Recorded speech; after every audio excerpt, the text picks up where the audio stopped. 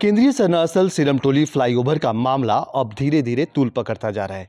एक तरफ पिछले कई दिनों से आप देख रहे थे कि सिरमटोली फ्लाईओवर का जो रैंप वहां उतारा गया है, इसको लेकर जो है आदिवासी समुदाय के लोग लगातार आंदोलन कर रहे थे।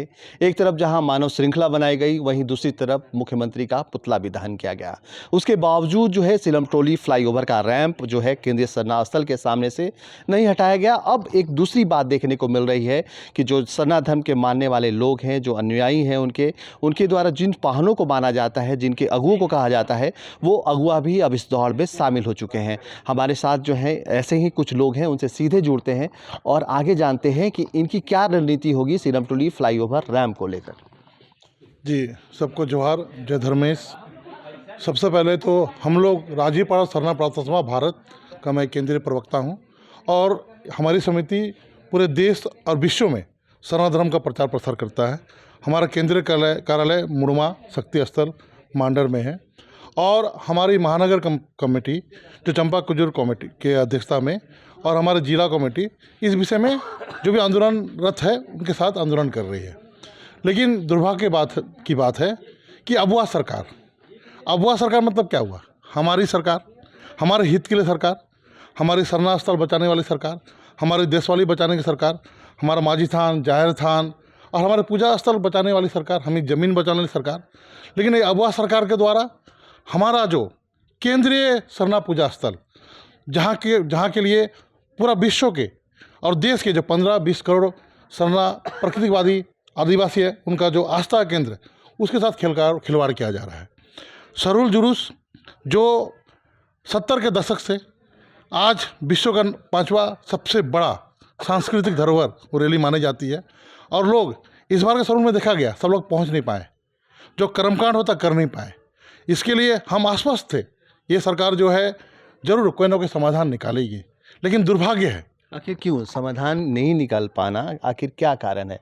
सरकार आपकी है, अगुआ सरकार भी बोल रहे हैं आप ही, तो आखिर समाधान निकल क्यों नहीं पा रहे? यही तो दुर्भाग्य है। आप में इच्छा शक्ति की कमी है। एक L&T कंपनी को आप दिशा निर्देश नहीं दे पाए। आपने कहा बॉम्बे में जो है वो चेंज हो रहा है, आपका ब्लूप्रिंट, हम लोग उसको आगे कर देंगे या पीछे कर देंगे और सरना स्थल जो मेन गेट है वहाँ पे पूरा जगह दे देंगे। ये इच्छा शक्ति की कमी है, ये आप अगुआ सरकार की कमी है, जो जिसके लिए हम उनको चुने अपना दायित्व निर्वहन नहीं कर पा रहे हैं। इसीलिए 14 आगामी हमारे जो राष्ट्रीय धर्मगुरु हैं बंधन तिग्गा, उनके नेतृत्व में हमने 14 मई 2025 दिन बुधवार महाधरना हम लोग देंगे राज्यपाल को। भारत का संविधान का 244(1) राज्यपाल अनुसूचित क्षेत्र में अभिभावक कस्टोडियन होते हैं। अगर यहाँ की सरकार आदिवासियों की जनभावना, उनकी संस्कृति, उनकी धार्मिक आस्था, उनकी ज़मीन बचा नहीं पाएंगे तो अभिभावक राष्ट्रपति को रिपोर्ट देना है पर 6 महीना में। तो राष्ट्रपति को रिपोर्ट दे हमारे राज्यपाल कि यहाँ के आदिवासी मार्मिक है, इनका धार्मिक स्थान मुश्किल में है।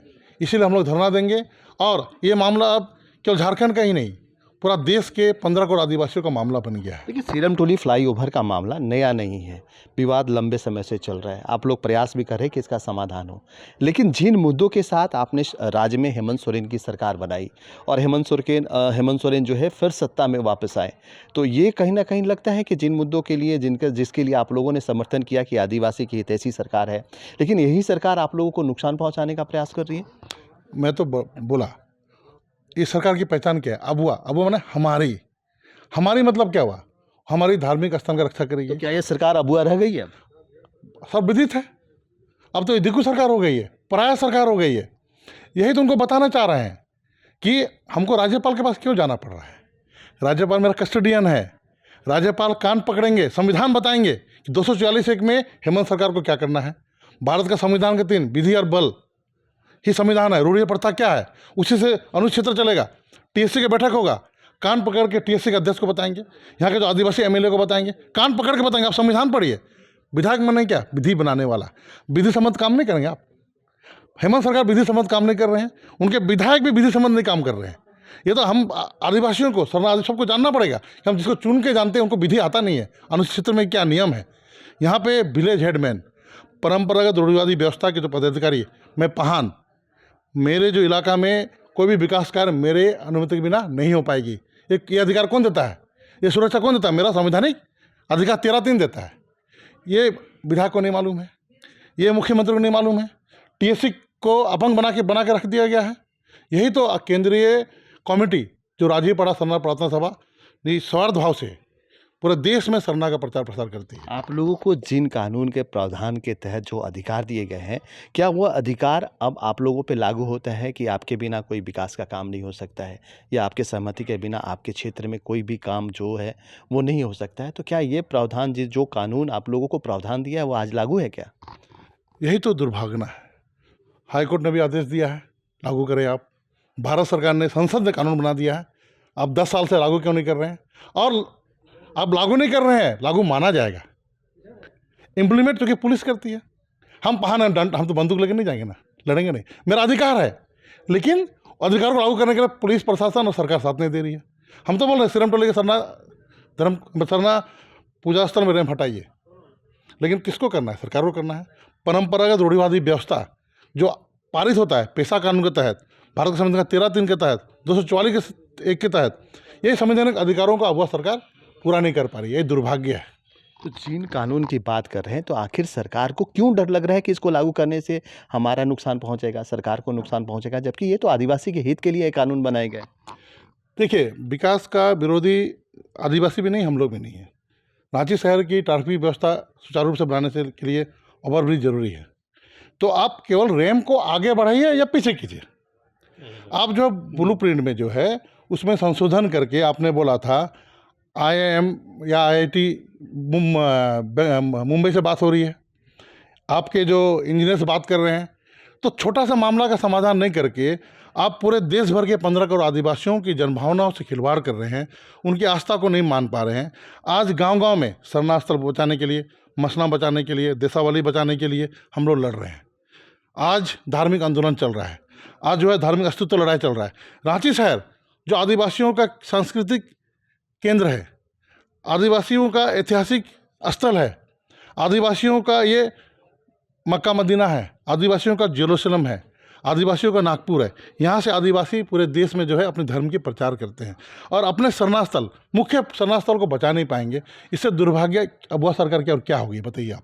क्या लगता है कि 14 मई को जो आप लोग आंदोलन करेंगे, राज्यपाल को ज्ञापन सौंपेंगे, इसके बाद भी अगर सहमति नहीं बन पाती है, राज्यपाल अगर आदेश भी देते हैं कुछ, तो क्या लगता है कि ये सरकार उनके बातों को मानेगी, या आप लोग उसके बाद भी कुछ आंदोलन की रणनीति तैयार करेंगे? देखिए, प्रजातंत्र में जनता ही सर्वोपरि होती है, अंतिम होता है, ठीक है ना। हमारा आंदोलन, हमारा संगठन जिला स्तर है, गांव स्तर है, पंचायत स्तर पे, देश स्तर पे है। हम लोग की महानगर कमेटी इसको देख रही थी और हमें आश्वस्त थे कि अब वह सरकार जरूर इसका समाधान निकालेगी, जो उनसे आश्वासन मिला था। लेकिन विगत दिनों से देखा जा रहा है बंदूक की नोक पे, वहाँ के थानेदार के द्वारा पत्रकारों से व्यवहार अच्छा नहीं करके, लठीथी करके बनाया जा रहा है। और हेमंत जी को, यहाँ की सरकार को देखना चाहिए कि सरना धर्म आंदोलन पूरे देश में चरम पर है, धार्मिक अस्तित्व की लड़ाई है। धार्मिक स्थल नहीं बचा पाएंगे तो हम अपने आने वाली पीढ़ी को क्या बता पाएंगे? रांची का जो जुलूस आने वाला पीढ़ी जाएगा वो कहाँ नाचेगा, क्या करेगा? आपको बचाना था और देखिए सरकार नहीं कर पा रही है, यही तो उनको बताना है। हम राज्यपाल के पास जाएंगे, उसके बाद हमारा अभिभावक राष्ट्रपति है, अनुसूचित राष्ट्रपति, दिल्ली में भी हम लोग घेराव करेंगे। राजीवपाड़ा प्रार्थना सभा का विंग दिल्ली में भी है, हमारे 10,000 लोग दिल्ली में काम करते हैं, वो भी राजीवपाड़ा से जुड़े हुए हैं। हम पूरे विश्व में, पूरे भारत देश में हम लोग इस सरकार को हम लोग चाह रहे थे, हमारे बहुत से संगठन आंदोलन कार्य कर रहे हैं और हमें विश्वास था अब वह सरकार समाधान निकालेगी, लेकिन निकाल नहीं पा रही है। बिल्कुल, देखिए केंद्रीय सिरमटोली का जो केंद्रीय सरना स्थल है सिरमटोली में जो बना है, वो लंबे समय से विवादों में घिर गया है। खासकर अगर बात की जाए तो सिरमटोली के सामने जो फ्लाईओवर का रैंप बनाया गया है, उसको लेकर जो है विवाद चलता आ रहा है। और अब एक तरह से कहा जाए तो ये आंदोलन सड़क से लेकर सदन तक पहुँचने के बाद अब राजभवन तक भी पहुँच जाएगा। अपने सहयोगी आकाश के साथ Kumar Kamesh, news alert India, Ranchi.